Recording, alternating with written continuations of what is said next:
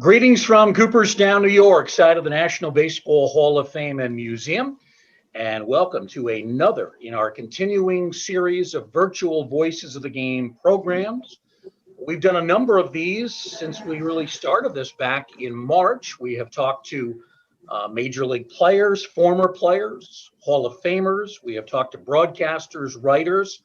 Today, though, we're going to do something a little bit different. Our focus will be on a minor league baseball team and also on the Tribe of Indians, the Spokane Tribe of Indians, located in Spokane, Washington, although they have members all across the country. We're very glad to have with us today our two guests, Otto Klein and Tiger Peone. Welcome to the program, gentlemen. Thank you very much for being with us today. Thank you. Thank you, Bruce. I want to give some background to our watchers and listeners. First, for the Spokane Indians Baseball Club, it's a franchise that has been around since 1958. In fact, from 1958 to 1982, with the exception of one lone season, through that entire span, Spokane Indians were a member of the AAA Pacific Coast League. Then they became a member of the Northwest League, and that is an affiliation that has continued through 2020. Of course, we're right now in the midst of lots of changes going on in terms of Major League Baseball, its relationship with the minor leagues, structure of the minor leagues. We'll talk a little bit about that later on. But most of the focus of our program today is going to really center on the relationship between the baseball team and the Spokane Tribe of Indians. Beginning in 2006, the baseball franchise started to incorporate really a number of major changes, and these changes directly involve the Spokane Tribe of Indians. So we want to begin with Otto and talk a little bit about this. Specifically, Otto, I want to talk about what happened in 2006, the unveiling of a new logo. And there's a bit of an explanation here in fine print on the screen, but if you could run us through what the franchise was thinking. You've been there since the 1990s. What was the franchise thinking about in 2006, and why did it start to make some of these changes, including a new logo in a different language? Yeah, thank you. You know, it's been a really interesting journey, and I can tell you that in 2006, you know, our business has been around for a very long time, and the team has been around for a very long time. So you referenced 1958.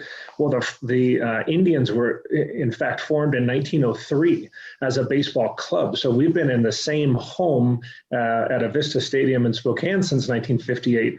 And you know, at that time in 2006, I would say that we were really starting to consider the brand, more of the brand of our team at that time.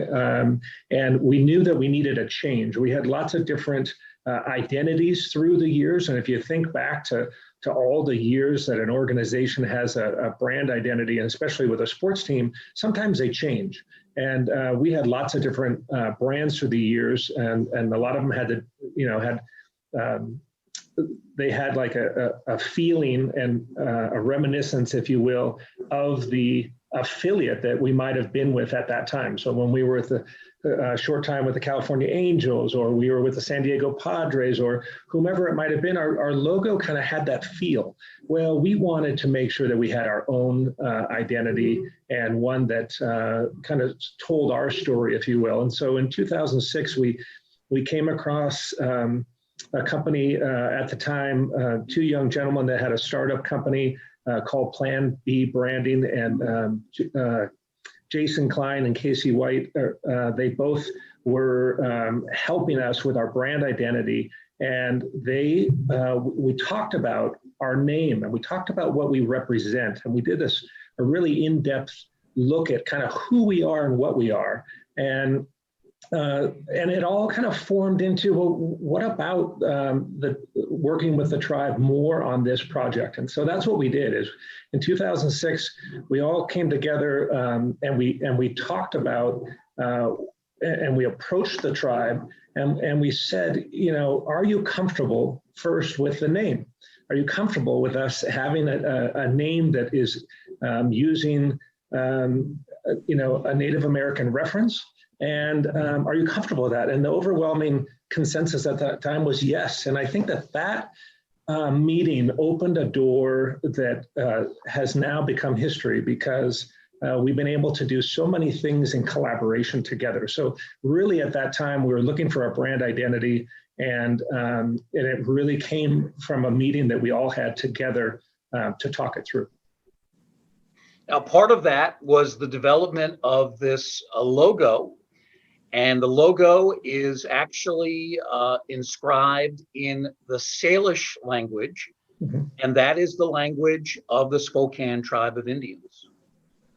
Yes, we have one mark, as like we like to say. We have one primary logo, and we have it in both English and we have it in Salish.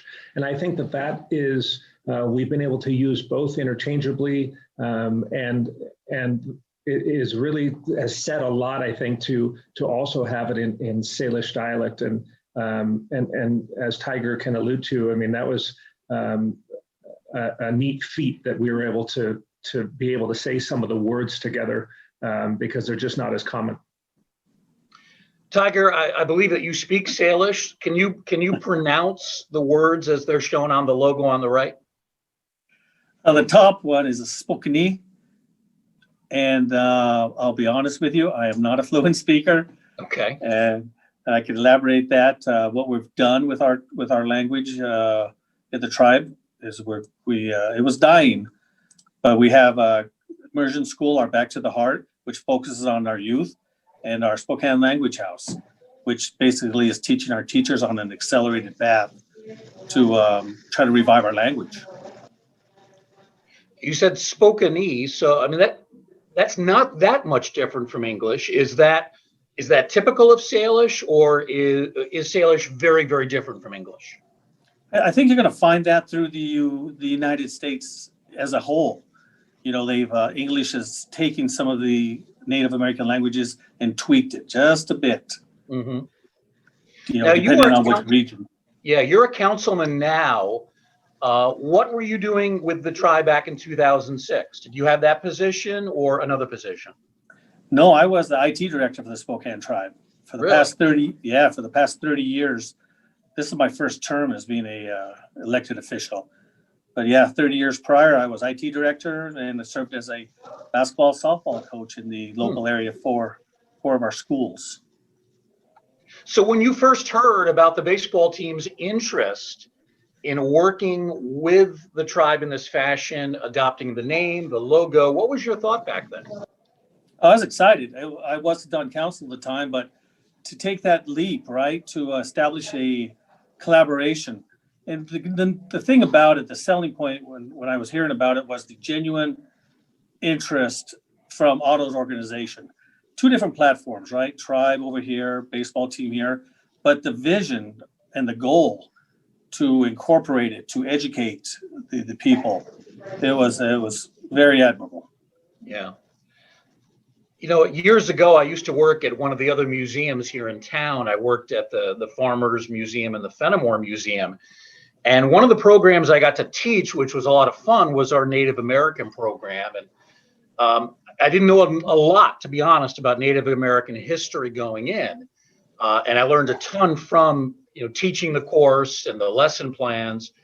And it was kind of amazing to me, how different and how diverse these tribes are across the country.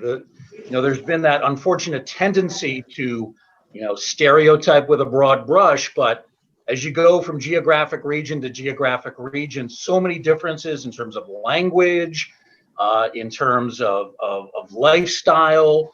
It was really amazing to me to learn that. For those people that are not familiar with the Spokane Tribe of Indians, give us a little background, if you would. Sure. Well, we're a sovereign nation. We're federally recognized. Presently, the location of our reservation is 50 miles northwest of Spokane. We have just under 3,000 members, which we talked about earlier, with about half residing on the reservation. and the other half live in across the United States. The size of our reservation is approximately 157,000 acres, with water bordering 3 sides. To the south, we have the Spokane River, the Columbia River to the west, and the Shimmick Creek to the east.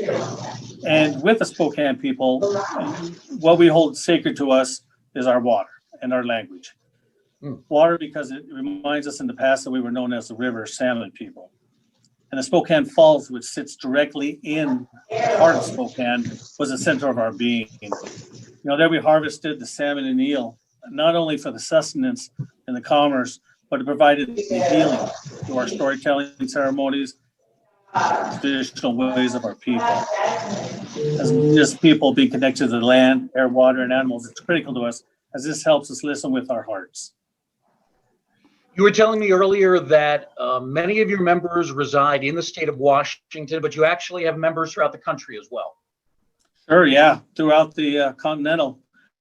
I personally have family in Tennessee, Colorado, California, and the Carolinas. So we're out there. Let's talk a little bit about the ceremony that took place back in 2006. The Spokane Indians play at a ballpark that is called a Vista Stadium. It's a pretty large ballpark. As I was reading, Otto, about 6,000 is the capacity. I don't know if that's changed in recent years, but this was the night that you had the ceremony. Tell us about exactly what's going on in this picture and what occurred that evening at a Vista Stadium. Otto, I think you're muted. If you could unmute yourself, please. There, how's that? There we go. Yes. Okay, sorry about that. I remember at the time we had a ceremony at the local museum when we unveiled the logo, and then also it was really important for us to also have it at the ballpark and the meaningful place of which all this occurs. And so several times throughout the years, and especially on this night that you see, we were able to have an honor song, and we were able to have the teams. This was on opening night. And, those are the special moments that a ballpark can capture, as we all know. And it was a moving ceremony, and I think it really brought home to our fans the depth of this partnership.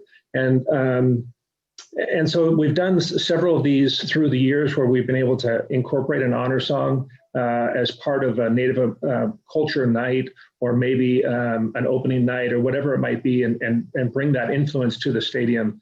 It's been a lot of fun. Forgive me for my ignorance here, but what exactly is an honor song? Tiger, I'll let you speak to that. Well, I broke up on my end. I couldn't hear your conclusion, Otto. Oh, I was going to say, in reference to an honor song, maybe you probably would be better to describe the meaning of the honor songs that we've been able to do at the stadium. It's exactly what it is. It's an honor song, and our people, we have multiple drum groups around, but they take pride in it. We see it being taught at the elementary with our youth. It's one of the staples that we come up with and teach our kids. So sort of an anthem, is that a good word to describe it? Good question. I wouldn't go as far as saying an anthem. It's just holds close to our spruce, our heart, this song. So yeah, it's nothing we put on a flagpole or raise. It's within us. But it's performed at ceremonies. Yes. Yeah. Now we see here members of the tribe wearing some of the beautiful regalia, I guess you would call it. And this, I guess the clothing here would be specifically used for a ceremony like this? It's what the Spokane people, you'll see geographically throughout the United States, different Indian tribes of what they wore as their regalia. But yeah, I think what I'm looking at here is our royalty for our Spokane tribe, and with our beads. And I'm having a hard time seeing it. I think I see some bustles with some feathers. So yeah, You'll find this typical regalia for the Spokane tribe. You were at the ballpark that night? I don't believe I was. No. Let's talk a little bit about some other things that went on. We have this beautiful young child who was part of the ceremony here. Otto, tell us who this young lady is. Well, and when we do this type of thing, it's fun to have the tribal court involved and some of the youth. And so this was an example of some of the youth that have come through the stadium on different occasions. And we've been able to highlight them and really show the culture of lots of different tribes in our area, but especially the Spokane tribe. And she's a member of the tribe, right? Yes, I believe so. Yes. Yeah. What does the banner on her front say? It says "Miss Something," or I can't see. Yeah, I believe that is part of the tribal royalty, the court for her age group. I see. Okay. Yeah. Just beautiful clothing. I mean, the patterns, so intricate, the colors, just very attractive, really, and very interesting as well. I wanted to ask you, Otto, what was the reaction back in 2006 from your fans? What did they think about this effort to rebrand the team, to change the logo, to use the Salish language? Was it mostly a positive reaction? Did you have any naysayers? What was the reaction from your fan base? It's been overwhelmingly positive and has been since that day. And in fact, I can't think of many naysayers at all, if any.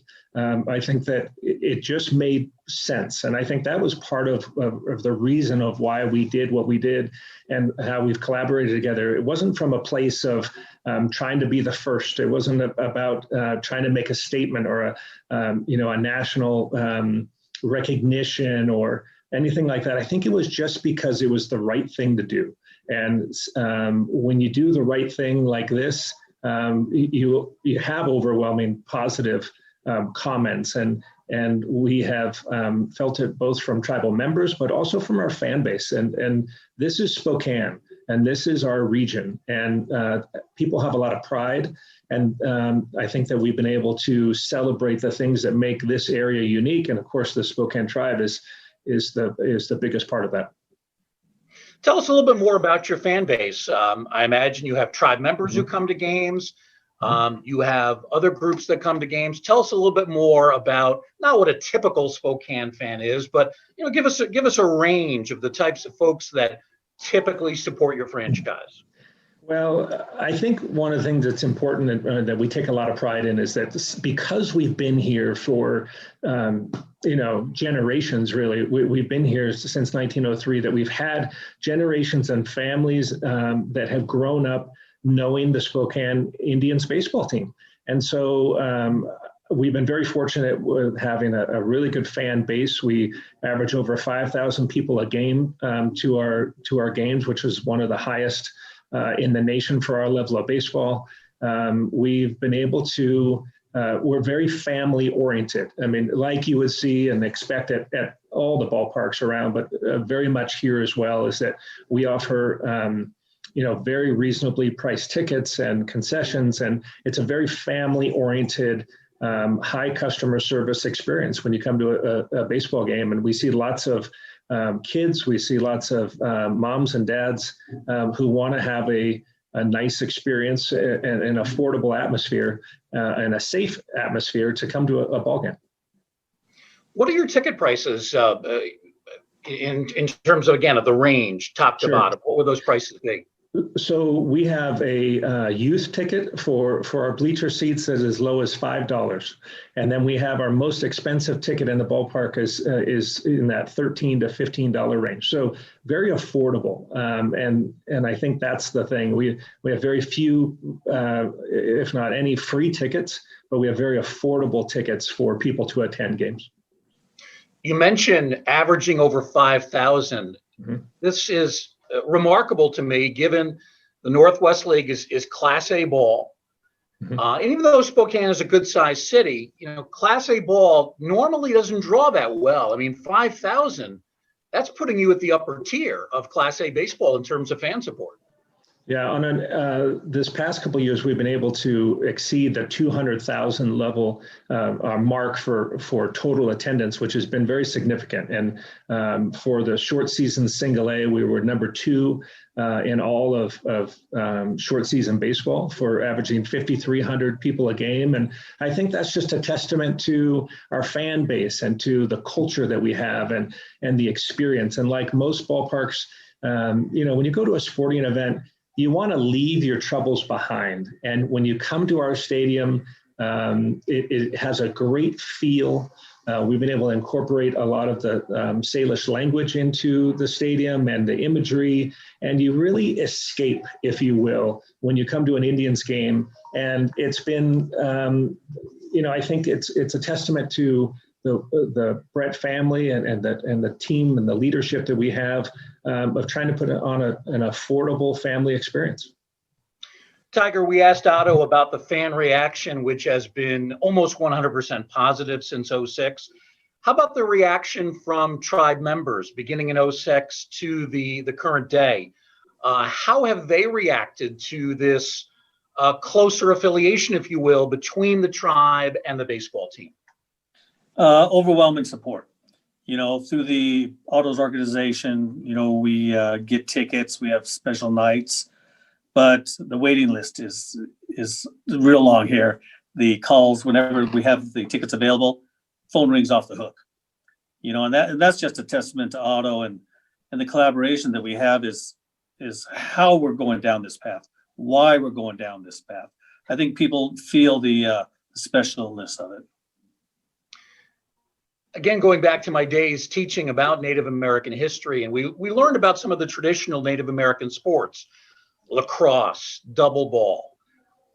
As far as I can recall, though, baseball is not a sport that has traditionally been affiliated with Native Americans, with tribes across the country. Is that changing at all now? Are the younger generations, are they more interested in baseball maybe than they would have been a number of years ago?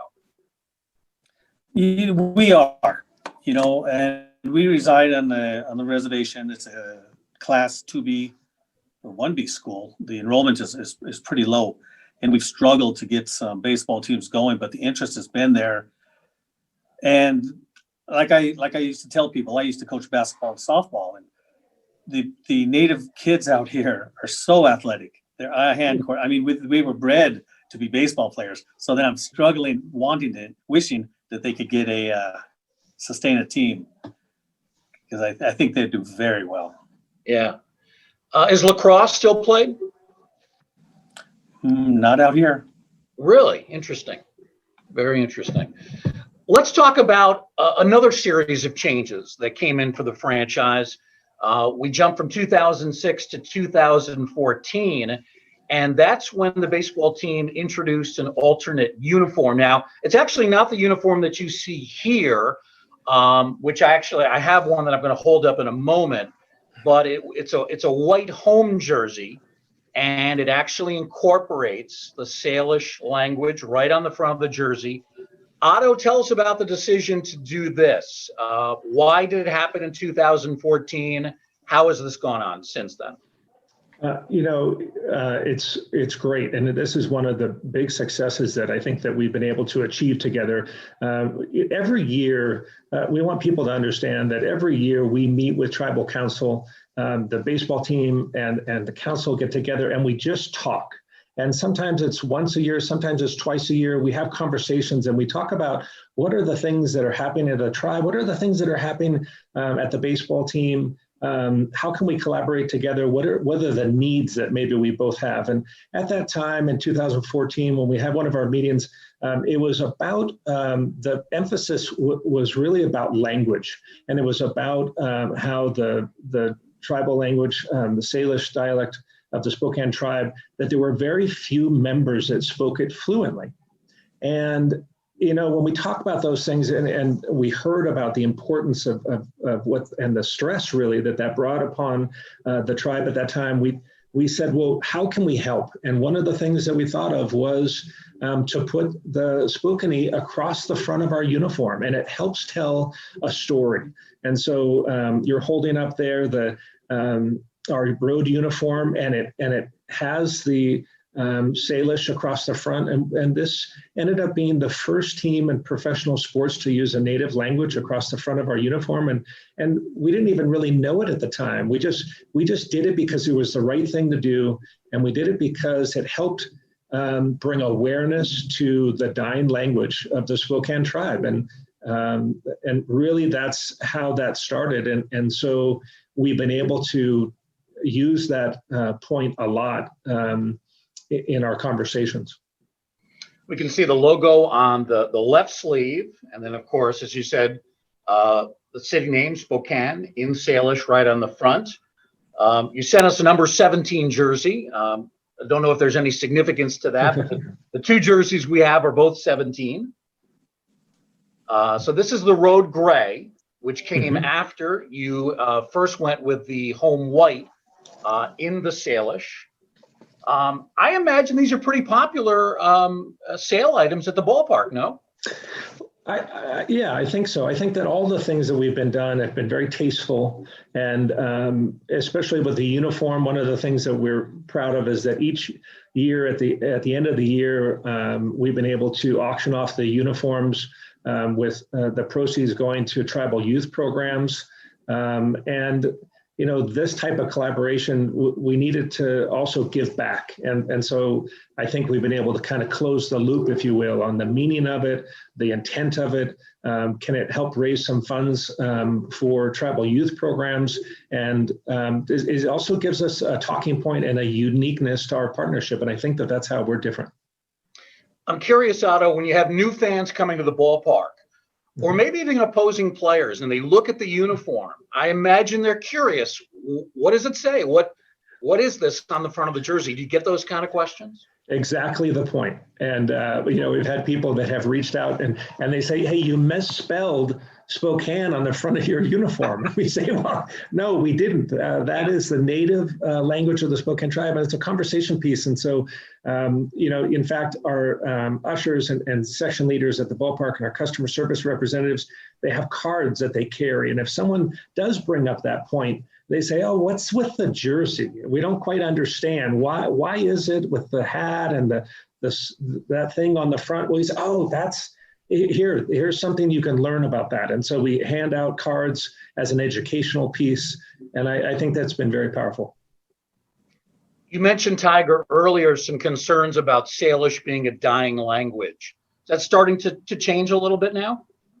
Yeah, yes, it is. Through our immersion school and the Spokane Language House, they put like I mentioned before, there kind of an accelerated course for our younger teachers, for our younger adults, and it's I believe they finished their first session a couple months ago, and then they're getting ready to start their second phase, which is probably about 9 months long. But due to COVID, we have to be creative in getting the lessons and reaching out to the students. So it may last to about a year, but they have 14 there. So we're excited about it.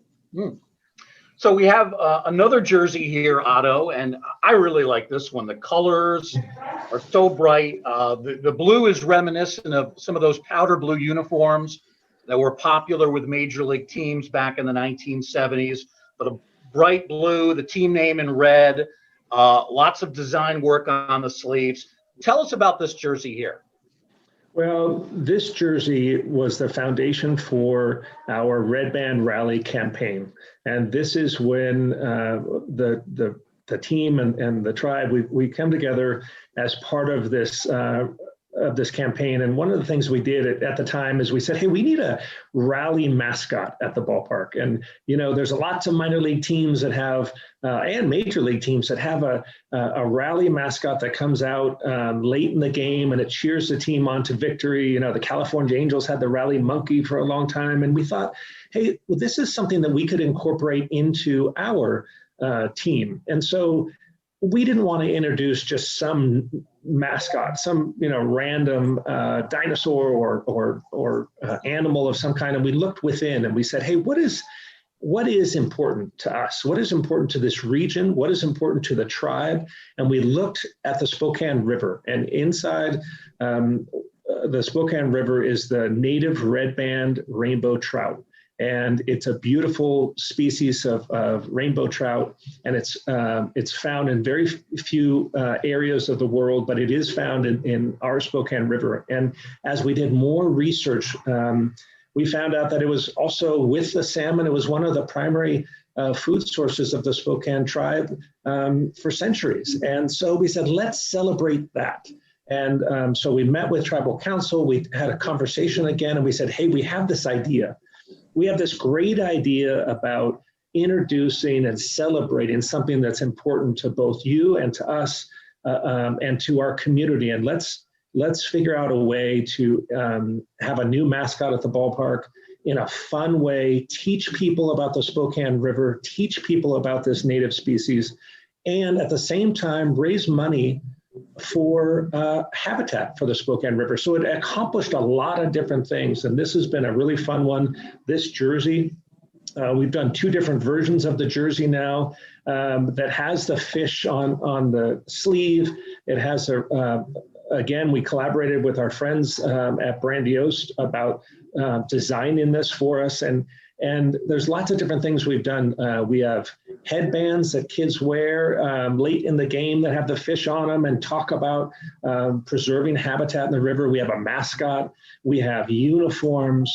All of this is what a minor league team has the potential to do, is to celebrate something that's important. And it's been a really fun campaign. It will continue. We have merchandise, and every time you purchase a piece of merchandise with the Redband logo on it, a portion of the proceeds go right back into a fund, and that fund has been able to do a lot of great things in our community for preserving the health of the Spokane River.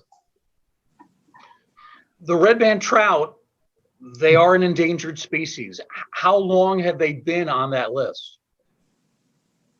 Well, I think now, today, they're more of a threatened species, if you will. More of, I think that from historical numbers, the numbers are much lower than they were. But I don't think we have to worry about them being endangered as much as the numbers have been lower historically, and that we can do things today to help maintain the healthy population that we have. 2 people today.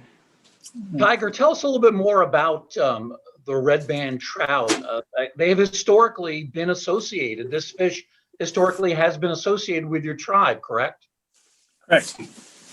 It's Spokane Falls, right? Where there was a Spokane, it's in the heart of Spokane. This was our sustenance, along with the salmon and the eel. And I gotta mention, I got to tip my cap to Otto and his team for the way they went about the branding. With too many times mascots, whatever, can be cartoonized, elementary, but the education, the cultural components that they went about it, I think, is what really helped get us on board. Yeah, this is not a caricature. This is a fairly accurate drawing of what the trout looks like. Mm-hmm. Yes. Yeah. Now, are there restrictions are in place now in terms of whether you can, actually, hunt to fish for this particular trout? Is that something that's not allowed? You'd have to ask the city of Spokane on that. Not sure. Okay. Yeah, Bruce, it's funny. Being a fly fisherman myself, I've been able to fish the Spokane River, and we catch healthy redband rainbow trout all the time. Now, you are not allowed to keep them.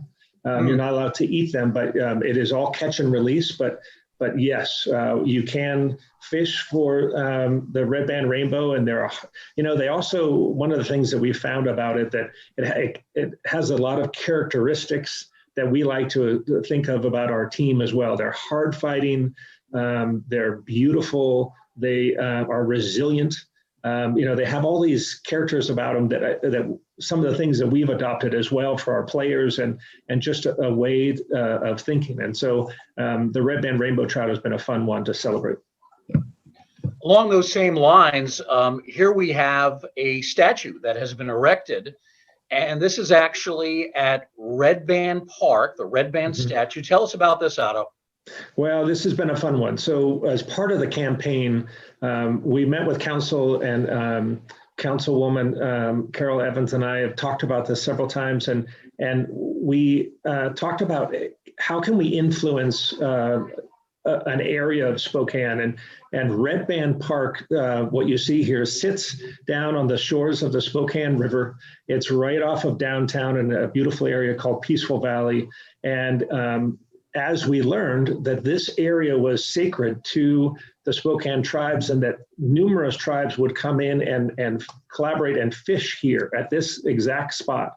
And so we're able to talk with our city council and our and folks and the city parks department, and we're able to say, hey, this area has significant meaning. What if we were to rename it Redband Park for these reasons, in collaboration with the team, in collaboration with the campaign, in collaboration with the Spokane tribe? And the overwhelming consensus was yes. And so we were able to name this. It had previously had another name for 100 years. And we were able to change the name that had more of a historical significance. And Redband Park was formed. And so you can see in the background has a little youth baseball field. We've been able to redo the youth baseball field, and it has our Spokane Indians youth baseball program plays games here in the spring and the summer. And then there was a boat launch that the campaign helped fund along with some of our other community partners. It's a raft and paddle launch, bringing access to the Spokane River.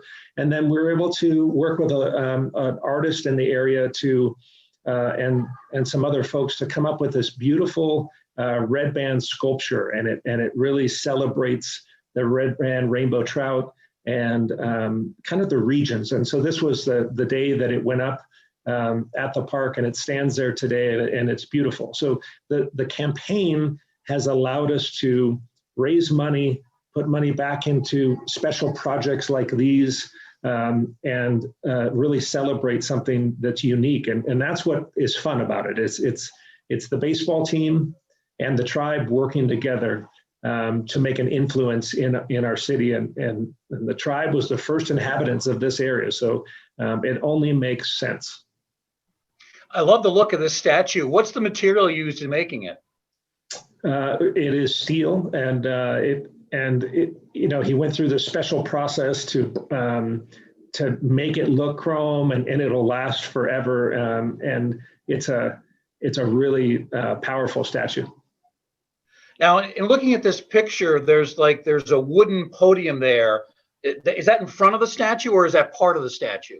The base behind me there is made out of steel as well. So it's like a pedestal, if you will, okay, with the fish coming out of the water. And it is this statue is obviously reminiscent of and is born from the logo and that we're able to use, that is featured on the hats, that's featured on the uniform. It is close as a replica as we could come to doing that. In fact, at the ballpark, we have some placards and some monuments that are in front of our stadium, and we tell the story of this collaboration with the tribe. And so it's not only can you see it at the ballpark, but you can also go to Redband Park in Spokane and see it firsthand.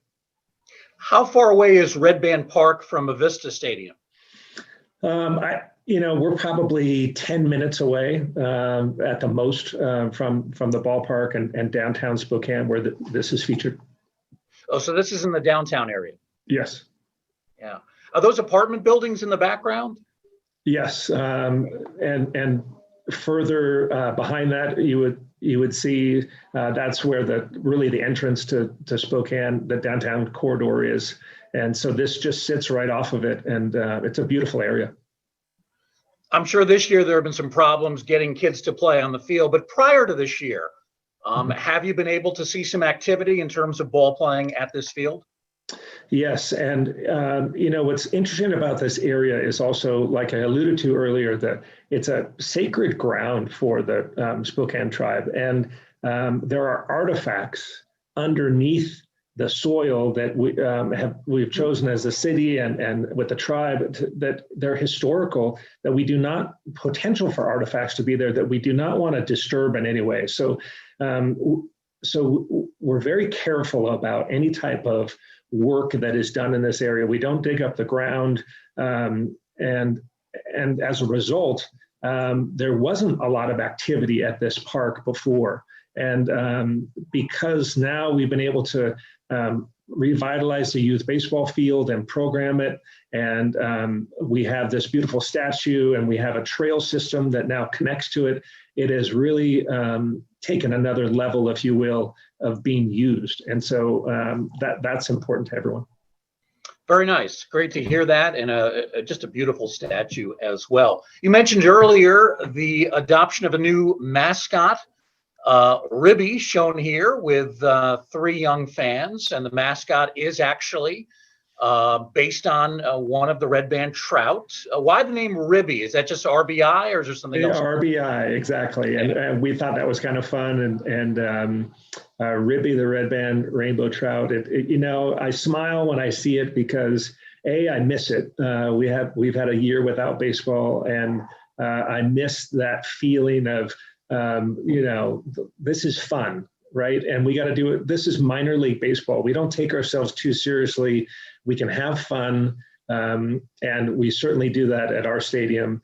And we have Ribby here with some minnows, as we call them, and they're introduced onto the field. And Ribby comes out in the 7th inning, and he helps cheer the team on to victory. And that just kind of warms my heart seeing it. And it's all part of having fun with this. It doesn't have to be a very serious campaign. You ever put this mascot uniform on? No, I have not. Yeah. I imagine it's rather warm. Yeah. Very nice. There are professionals that do that much better than me. Yeah. The team store also has made efforts to incorporate the Salish language. Talk a little bit about what you have here. Well, I think that part of our logo that we're very proud of is that we've been able to incorporate the feather into our brand. And so not only is it in our primary logo, it's on our hat, and then we've been able to incorporate it very tastefully into our brand identity for the stadium. And so on some of our signage, this is an example of our team store. The feather sits beautifully below it. And then if you look closely, we have the translation of Salish of team store in there as well. And we've been able to do this with concessions. We've been able to incorporate the language into our stadium, I think, quite nicely. And people really appreciate that. I think that, not only are they coming to a game, but they look around and they understand the feeling of what it means to be at a Spokane Indians game. Is just, it's bigger than just balls and strikes. It's about a feeling and a culture and respect and unity in our area. And we're very proud of that. So we have more plans to do things like this with some of our exterior signage at the stadium. So the word that we see on the feather, which begins with the letters SNT, that means store? Yes, from what I understand, that is the closest translation that we could have to store or merchandise, that type of thing. So Tiger, we work with the language department on that. Yeah. Tiger, you mentioned earlier that you know some Salish, but I guess you wouldn't consider yourself fluent. I noticed with this word, though, a lot of consonants grouped together. It does not seem like it would be a very easy word to pronounce if you're not familiar with it. It's not. And Barry Moses, when he came to the Spokane Tribal Council and brought his Spokane Language House idea to us, he had a chart that shows every dialect from the easiest to learn to the hardest. And I believe that the Spokane language was up there with, I think it was Mandarin Chinese, as one of the most difficult to learn. And You'll notice that on the team store, it's a combination. The Spokane language is a descriptive language to where, it's, if you broke it down, I'm having a hard time reading it, but the mistin, the last part of it, is typically refers to a house of a structure. And the first part of it would be relating to the team. Would some of the consonants be silent, or you pronounce them all? Pronounce them all. Yeah. It depends on within the structure, there's a lot of different codes that'll alter a certain Interesting. letter. We want to take some questions from our viewers, questions either for Otto or Tiger or both. And you can do that via the Zoom group chat. Just type in your question and we'll do our best to get to those questions. We have some that have come in already. First one is from Louis Levy. And he writes, how large is the tribe? Also, he said, I have experience with other Native American groups. Many seem to prefer community as a term instead of tribe. So first off, Tiger, how large is the tribe? Presently, our enrollment size is just under 3,000 tribal members. And that's across the country? Yes, total. And then what about the terminology? You use tribe, some prefer community. What's the feeling there? Ever since I can remember, it's been tribe. But again, I think you're right. With that, geographically, wherever you go across the United States, you'll find it different from the Navajos to the all the way across to Florida. Yeah, you'll hear terms. A nation is very common as well. But again, it speaks to the differences as you go from one geographic area of the country to the other. Question coming in from Stu Cantor. What are the lessons and guidance for teams and tribes elsewhere who want to emulate your effort? So let's begin with Otto on this. If other teams are looking to do something like this, whether it's to connect with a Native American community or some other community that is common to that area, what would you suggest they do? Well, if we can help in any way, obviously we'd be honored to do that. And I think that I think the first thing that we would do, that we would recommend, is to listen and to have a conversation with the other party. And that's kind of the model of which we've been able to do for ours. And so if there was another collaboration with a local tribe or whatever it might be, I think that's the first approach that we've always taken, is to do it in a respectful way and to ask questions and to really listen. And then great things come of that. And although that may seem kind of trivial, it's very, very important.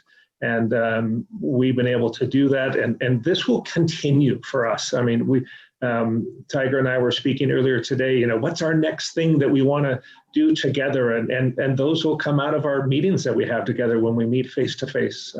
So we're looking forward to that. Tiger, have you communicated with any other tribes or nations across the country about the efforts that you have made with your local baseball team? Has that come up in conversation at all?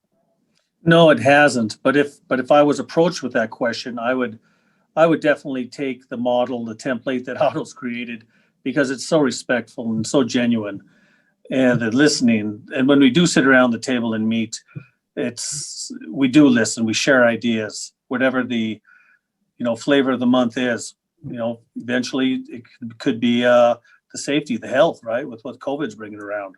Yeah. But the message you want to portray is I guess the genuine care, like Otto and his team have shown. We have a question from Marty Gonzalez, and this is kind of a follow-up to what we just talked about. It's a question for Otto. Have there been other teams that have reached out to you to discuss similar ways to work with Native tribes or other ethnic groups? There have been 260 minor league teams. That is going to be reduced with all the changes going on. We'll talk more about that in a moment. But have any of the teams over the years approached you, Otto, about this kind of work, this kind of relationship? Otto, I believe you're muted. Yes, and I think that we've been able to, we've fielded phone calls before. In fact, I had a gentleman reach out that was a part of a hockey, part of a University of South Dakota. And we had a great discussion about working with the Sioux tribe in South Dakota and celebrating the history of the name there and how to do that. And we shared some ideas, and he sent me some of the renderings of the logo that they're going through, the process that they're doing together.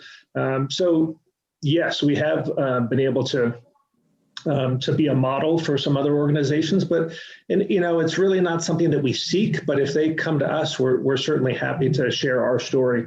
And I think specifically with the Redband campaign, we've had some other teams that have talked about, they want to do a similar campaign, maybe obviously of a different theme, but just how did you tie it all in with a brand and, in a fun, interactive way at the stadium while raising money, all those things, kind of how do they all tie in together? And we love sharing that story. I misspoke a moment ago. I think I gave numbers in the 200 range for the number of teams, and I should have been saying in the 100 range. I think there have been about 160 teams, but that's going to be reduced down to 120. Let's talk about that, Otto, because that's in the news. I know it's in a state of flux, and you still don't know what your affiliation is going to be. I don't think you're 100% sure what your league affiliation is going to be, but you are confident that you're going to have a team in 2021. All indications are yes. We feel very confident about having a team, and we're very fortunate to be able to do that. I think that speaks to the history of baseball in the Northwest. And yeah, it's a historic time for Major League Baseball and minor league baseball. This will be the largest change that we'll see probably in our lifetime about make it a correction, if you will, or just a change of minor league baseball. And so however the results come out, we feel confident, but we're also,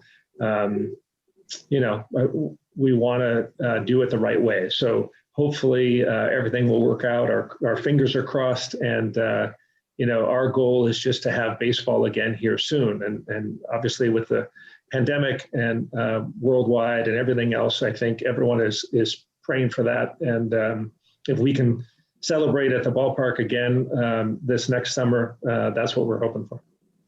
Historically, minor league teams have negotiated their affiliations with major league teams. You've been affiliated with the Texas Rangers in recent years, but that's now changing. Now, essentially, you will be assigned a team. So very different what's coming up. Yeah, I think so. That there's a lot of different influences that the Major League Baseball has and decisions that they want to make about geographic alignment with some of the teams and major league teams in your area or your region. Maybe it's West Coast, East Coast, that type of thing. And yes, I think the process will be a little bit different moving forward in that regard. Currently, Northwest League Class A affiliation.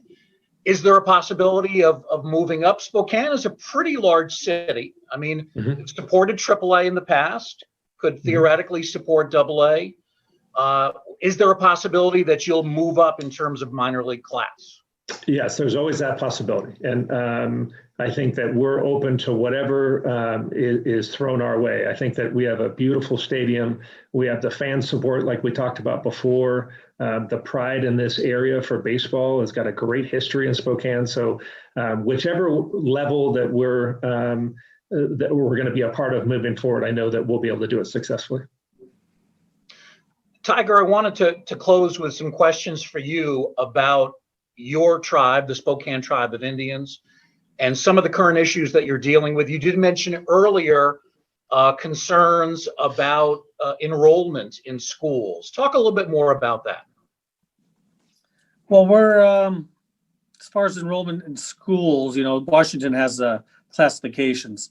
So as a 1B, you're on the lower end of enrollment, which I don't want to, I'm going to guess here, but it's 150 students per the, I think it's for the top, might be for the whole school.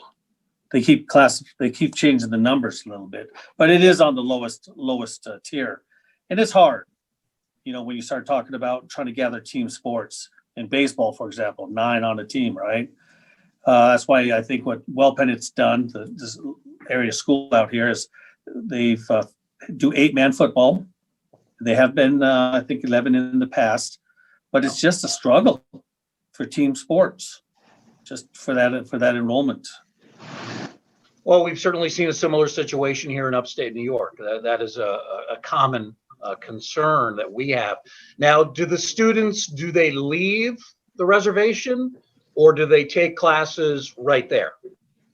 Oh, there's, we're talking elementary to high school. We have a great educational school out here from top to bottom. But yes, for higher education, yeah, we have many students leave to area schools, whether it's, UW, Wazoo, Go Eags, Eastern, right, in the Spokane communities. So, yeah, we have a number of students getting their masters, have gained their masters, and the tribe puts a priority on that. We really support and encourage our kids to get their education, because you've seen it, the trends, where jobs are going, the demand for your higher tiered diplomas.